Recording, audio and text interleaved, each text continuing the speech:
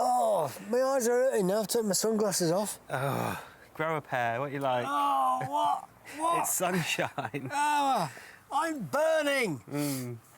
Anyway. We have got a thing. We have a thing? Yeah. Got two things, three things.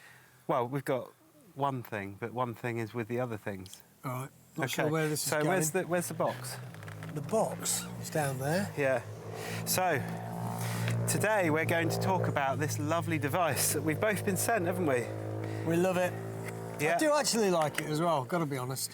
We have been sent Garmin Zumo XT2.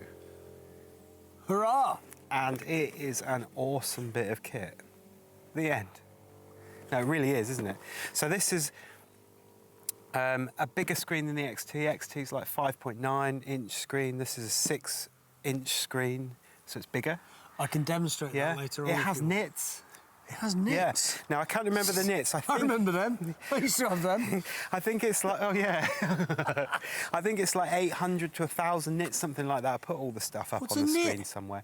It's the way that they measure how bright the screen is. So the screen is much brighter than the XT because it's got more nits or something. And something like that. When you wake up, you won't remember this conversation. I think... Nits? Yeah. Well, they just call it brightness like everybody else would. Well, because in the technical world, that is what's known as brightness, isn't it? You're anyway, asking the wrong person there. We digress. Really digress. Yeah. So, brighter screen, and I think... Which means you just have to turn it down a bit. I think that the XT2 actually works quicker than the XT. When you're pressing it, it seems more responsive. I like the layout of the stuff, but we'll show you that in a minute. But you've got something else there as well, haven't you? It's a Navigator 6. Yeah. BMW Navigator 6. Now, Garmin have problems with these. Yeah, well, people have problems with them. Garmin know about the problems, yeah. And if you phone them up and contact them, they... offer you a replacement for 100 and something pounds. So this is my 6th. All right, one lasted a little more than 3 weeks. Yeah. I had to get it replaced, so this is a brand new one. And then, can we mention that company? What, GPS Station? We spoke to a guy called Adrian at GPS Station in Germany, and he said, yep, we fixed them, take them away. It takes about 10 days. There are issues between German and British customs, but that's a whole different subject. Yeah. So they have it for whatever they do to it, about 10 days, and it comes back to you, and then it may get stuck in customs. It's not their fault. You know, some people have complained and made videos about it, but it's not GPS Station's fault. It's just the system. Yeah. Anyway, they take these, they fix all the problems that haven't been, that Garmin are aware of and haven't fixed because they were bringing out different types of GPSs, shall we say. Well, and BMW are now going to their TFT screen, aren't they, with their app? So it's never going to be sorted. But anyway, that was fixed, and I'm very, very happy with it. 6 months on, it's absolutely fantastic, no problems yet. Anyway, back to the XT, because none of us real bikers use those Navigator 6s, because really, what's the point? Oh, I still like it. Anyway, so we have an XT2.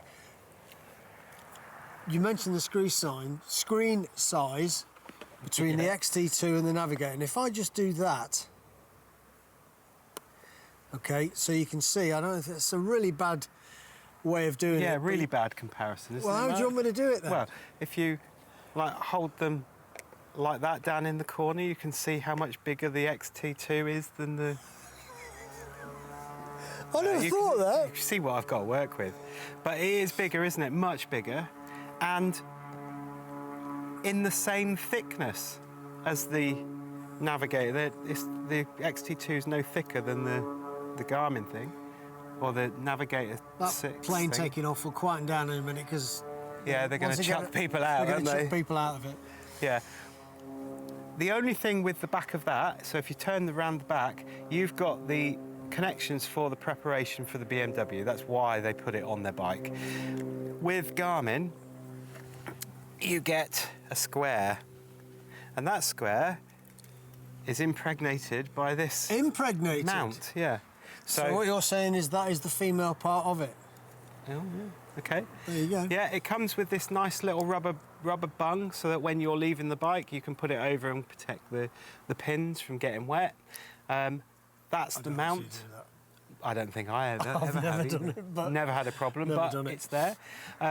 So you get that, and all the wiring. Now the strange thing on the XT2 is that there is no inverter or power inverter. It just terminates to a red and a black wire, and the red is to power and the black is to a ground point, isn't it? Yeah.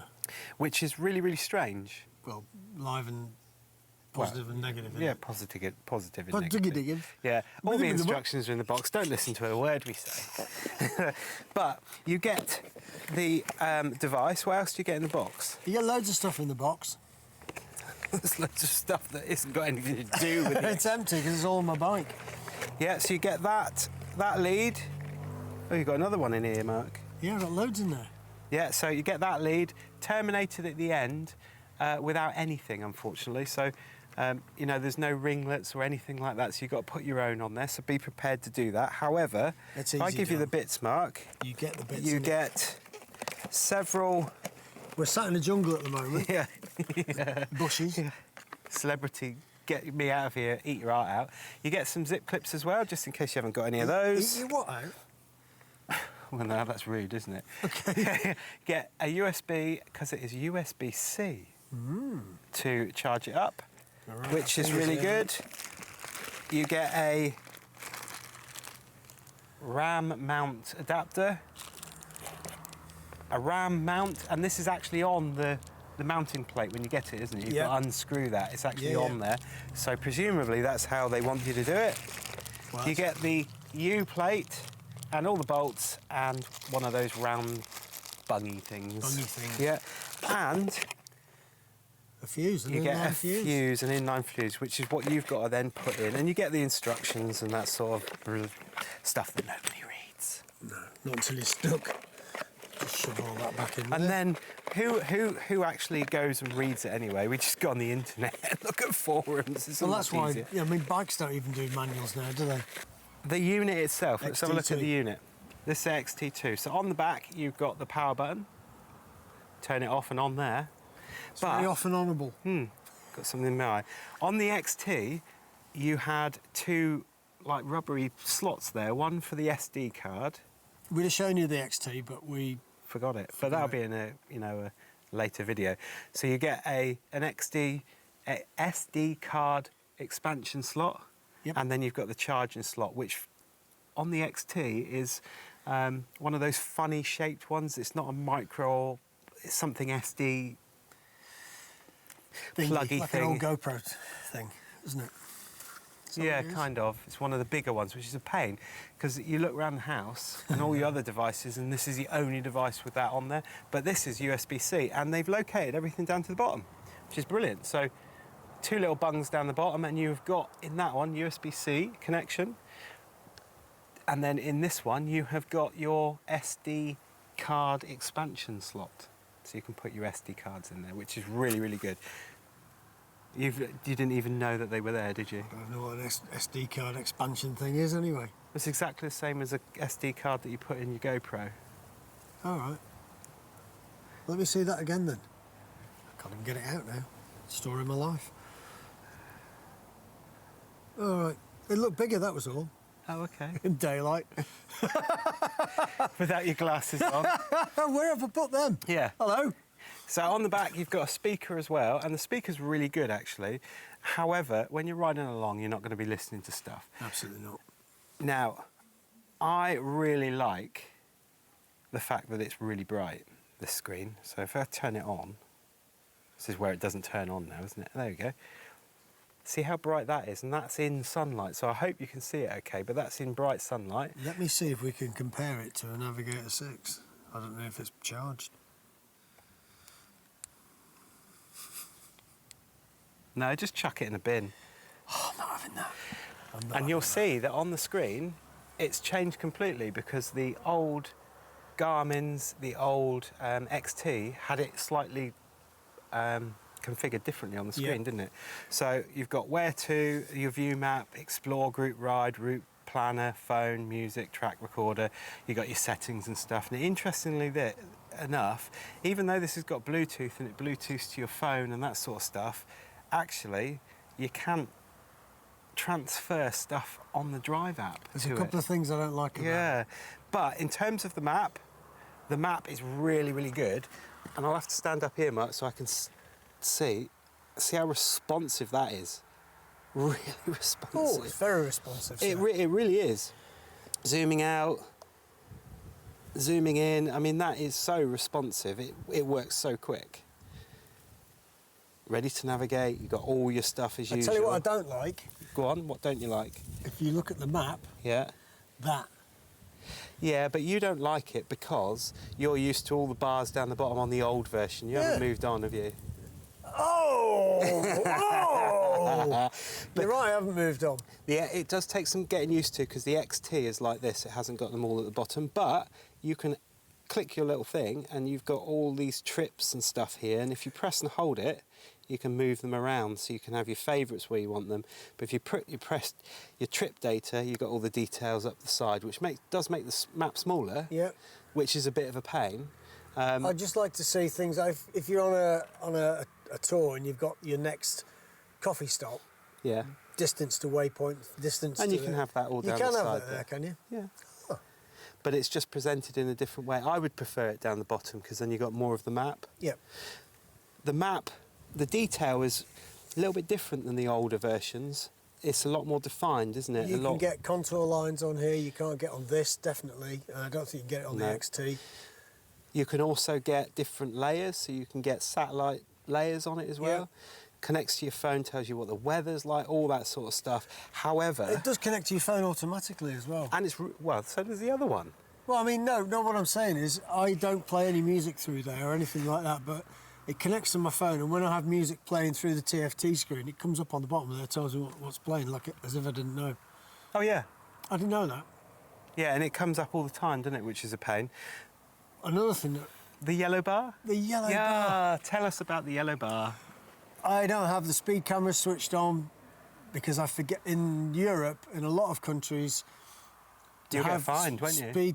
Yeah, quite often. Like in Germany, the first thing they'll do is go to your Sat Nav and check you haven't got your speed cameras on. And they know where the settings are. They must, exactly. They must know at the training school. It's also, I think... They must have like a Garmin day. Oh, God, imagine that. You know, there's so much confusion about routes and tracks and how to put them on. I bet they could do a course for us. Well, so I have that all switched off all the time. I don't have any camera alerts or tell me where the... You can get... It plays a sound when you're coming close to a camera, but also when I found on the older versions, on the Nav 6, if you had that, and you were going through roadworks that weren't there anymore, and even though the map has been updated, it would still show you a 50-mile-an-hour speed limit. So I have all that switched off, and I have cameras on, speed warnings, anything like that. However, when you go to a speed change, you get this yellow bar drops down. It drops down across the whole of the top of the screen. Yeah, just under where it says ready to navigate, you'll have this orange bar saying 30-mile-an-hour speed limit in 400 yards, 300 yards. It counts down till you get there. So it's really good for people who want that. But I don't want it. But we can't see how to stop that coming up. But I went on YouTube and I went, how do you stop it? Yeah. And I actually got through to the Garmin website, and they said, this is what you do. You go to settings. Yeah. And then it's driver assistance or navigation, is it? Driver assistance. Driver assistance. And then he gives you, I can't remember what the drop down was now, but he gave you something, and I haven't got that in my list. You're looking for it now? Yeah, let's see if we can find it. I've had a look in rider alerts, not in there. Nothing inside or outside the city for speed alerts. I've got everything switched off. Route preview, brake planning, incident proximity alerts, type of alerts, Garmin red light cameras. I've got them on. What does that mean? Well, there's cameras that are set up like speed cameras, but just to catch people going through red lights. Right. I've got all that off. I can't see it in there, but anyway, I can't find a way to get rid of that yellow bar. There must be a way in there somewhere. And even on the Garmin website, it told me how to do it, but the actual column you want, if you want, or the thing you're supposed to press on there, I couldn't find it. No, but if we do find it, we'll let you know. So that's my few bugbears about it. The screen is set up very differently. So normally on the XT and the Navigator 6, you have a big box here saying where to, and one on the right saying view map. Might be the other way around. You hit the where to, and it's exactly the same way of navigating or finding your destination as any other Garmin device. However, this is really quick. It integrates TripAdvisor, trendy places as well. You can look for campsites, all the categories. Trendy Michelin places. I know. Surely that's subjective. yeah. As submitted by RiderCamTV. Michelin green guide. So look, when you're looking for those green roads on the maps, and the Michelin maps are always very good. They're on here.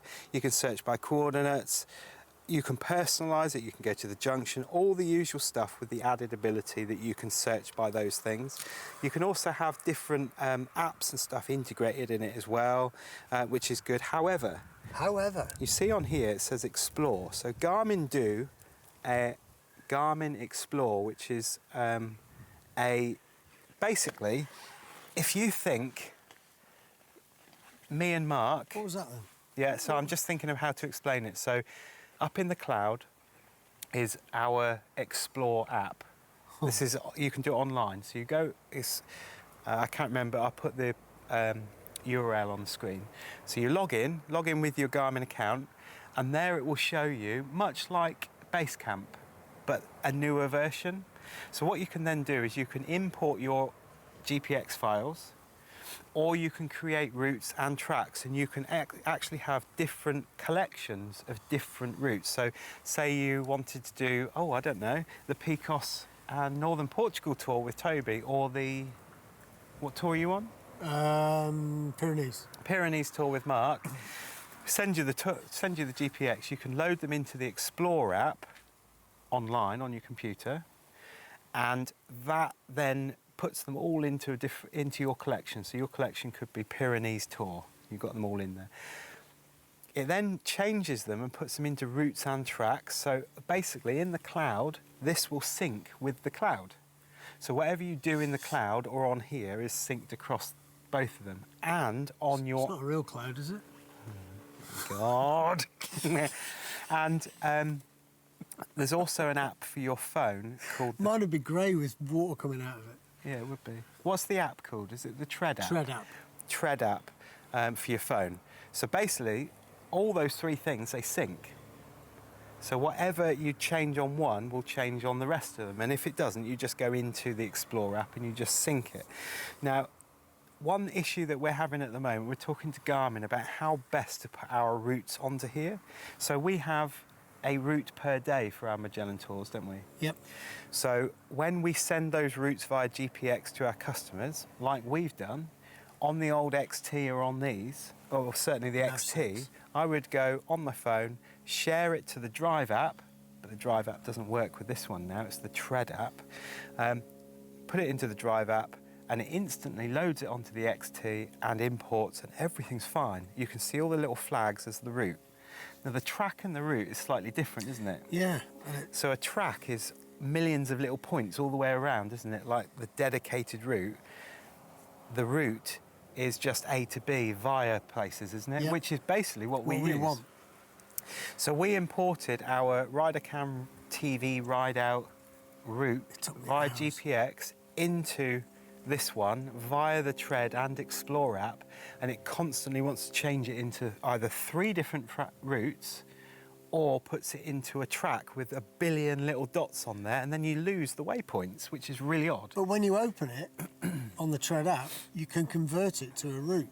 Yeah. But it doesn't do it.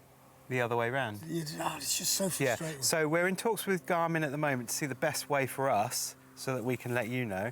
But if you plug it into your computer via the USB-C port, and I think on Windows you don't have to download anything else, it just sees it as another drive, and you can import the GPX just by dragging them into the GPX folder that shows up on your computer. On Mac, if you download a program called Android File Transfer... A little robot that stands out like that or something, doesn't it? Like that. When you plug this in, that then starts up, and that's basically the navigation of your folders on your XT2, and then just do the same thing. And I found that those Magellan route tours and our RiderCam ride out, when you drag that into it physically and then start it on here, it shows it up perfectly like it should do on all the rest. So I'm not sure what is happening between those GPX being sent through the Explore or the Tread app to put them on here, that this is not understanding when it's easier to just drag and drop it. Because I found the XT so easy. Open the GPX folder on your phone, press the share button, share it to the Drive app. The Drive app's already connected to your Sat Nav. The Sat Nav says, oh, I've got a route here to import. Do you want to do it? Yes, please. And it just does it. Yeah, this is a bit more of a faff. Yeah. I think the XT is much more geared up to, Mark and I have both got an XT. We're going to go out for a ride because there are some exceptional features to this. So when you've got it linked to your phone and linked to the Tread app, and linked to all the other services that you can get via Garmin, I can share the route with Mark, and as we're riding it, I can see where Mark is on the route, and you can see where I am. That's pretty cool. I think that's really cool. You can record the route and the tracks that you're doing as well and ride them later. But for me, it's really confusing as to get GPX on there. But if you want to create a route, it is so good. It really is so good. Well, if we just talk about routes before you go into that a little bit. I did a tour a while ago, Pyrenees tour, and I had a few people with the XT2s, and I was on my trusty Nav 6. And what I found was that the XT almost always defaulted to the fastest route. So even though we had waypoints that the Nav 6 was quite happy following, and other Zumos and that followed it north, the XT2 always went, oh, there's a motorway there, I'll use that. Yeah. And if there was a road, an A road and a motorway, but the waypoint was on the A road, it would still put you on the motorway. Okay. So I found I had to speak to the guy that does the routes for Magellan and say we need to address this. And I think it just meant putting more waypoints along, because but there's a motorway we used coming out of Pamplona, and everybody on the XT2 went on the motorway, apart from and the people who had the Nav 6s all went on the A road. So it must be just a very a small thing. And it's interesting because every now and then I think the algorithms change for how TomTom, Garmin, everybody else calculates stuff. Because we went on a tour last September to the Picos. I can ride it without the Sat Nav at most times now, and everybody, including my Sat Nav, took us down a road that added an hour and a half to the journey. Wow. So it's not just Garmin. It's there are issues, but you go into the main screen, you've got a route planner. Now you can plan a route in here, and it is really, really good. Really good. So you can have a start point being where we are if you wanted to. You can set it up to fastest time, straight line, you could straight line it. You could have an adventure, which is loads of twisties and that sort of stuff. And you can put into your you can put your locations in just by searching. So where should we go, Mark? Don't know. Bristol. Bristol? Oh, God. Well, if I'd have said Perrin-y-Worthil, it'd have taken you ages to type that in. Bristol, United Kingdom. Right, let's go to Bristol. It's searching. Yeah, it's going. It doesn't exist. Oh, there it is. Right, we're going to Bristol Street. Oh, no, that's in... Let's go to Bristol Road in Bridgewater. That'll do. Yeah? So now it's set where we're going to go, and you can see that there's it's put the map there, but what we can do is we can just press and hold. Oh, can we not? There we go. We can press and hold there. It says touch the map to add more stops, touch a route segment to change the route. Ah, okay. So what we're doing is when we search for that, that's our start point. Ah. So that's really good. So if we then put we can put a shaping point in. Please shape point, press. So let's zoom the map out and let's go. Oh, I zoomed out far too far. Let's go down to. Let's go to Plymouth, shall we? Yep. On the way back. Where's Plymouth gone? Who cares? Did I say that out loud? Right, so now we've got the, literally as I put Plymouth in there, it's got fastest time. So if I go adventurous, so the route at the moment is 83 miles, 1.5 hours or 127. If I put adventurous in, you can now put in there on a sliding scale how adventurous you want to be. Ooh. So I could go all the way up to 4, and that changes it. After it's calculated already. Wow. So 3 hours and 29 minutes, now 117 miles, but it's found all the wiggly. So let's go back down to 2. That was almost instant recalculating. It's now 1 hour 34, 84 miles. Let's go down to 0, or 1, sorry. Recalculate, 83 miles, 1 hour 25. So it's changing all those routes all the time. If that's the one you want, press done. Now you've got your starting point and your end point, or your shaping point. So now I want to put in where I'm going to stop. So my stop point, I think we ought to go back down to Cornwall somewhere, because that's God's country, isn't it? Let's go down to that road in Truro, somewhere around there. There we go. That's our end point. Again, you can twisty it. 1 to 4, so let's go twisty this time. Calculating.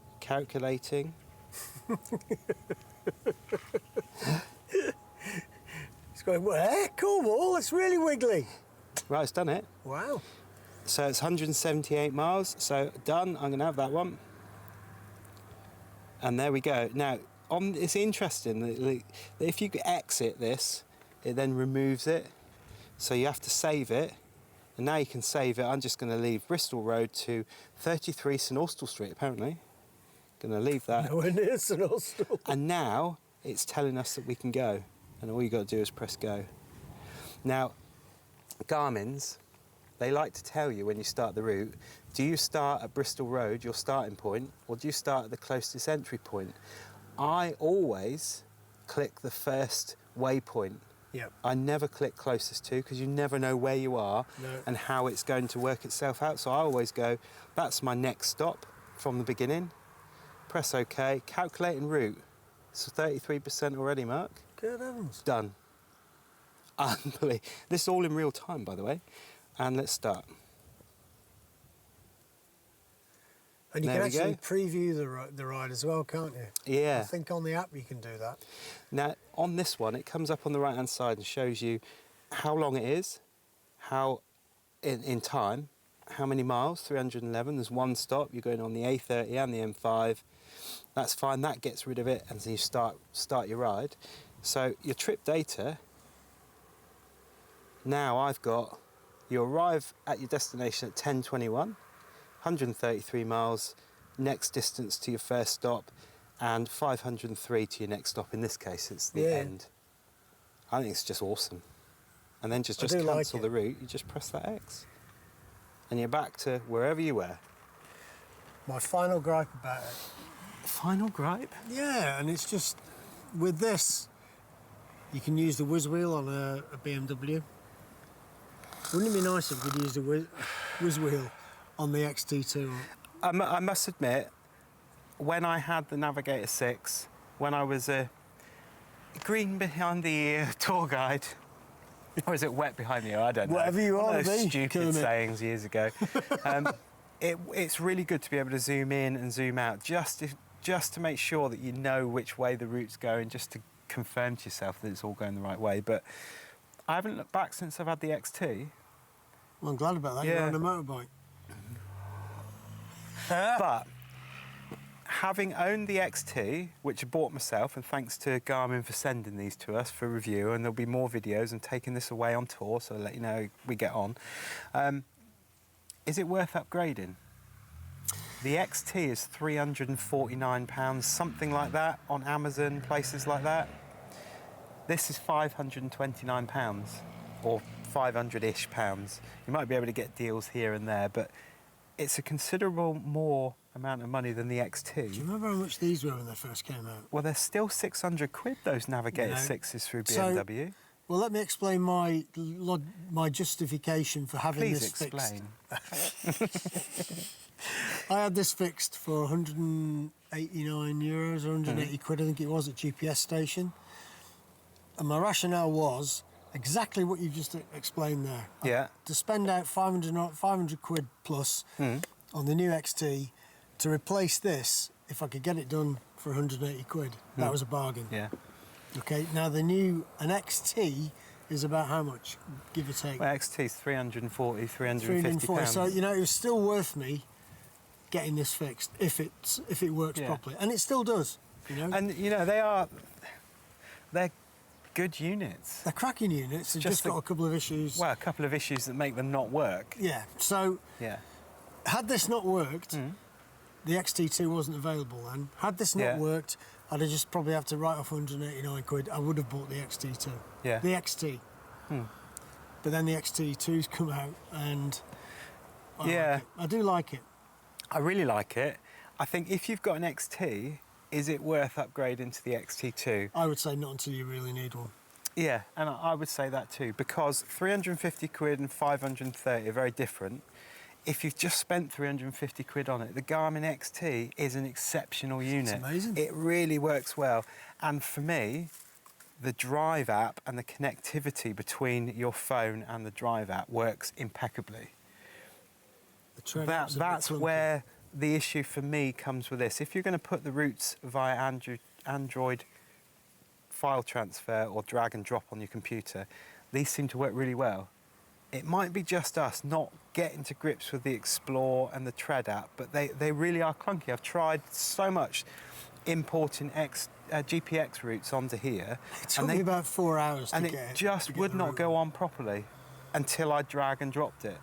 So I'd like them to be able to address that. What actually happens is you drag the route into your Tread app, and then it syncs with that when you switch it on. Yeah.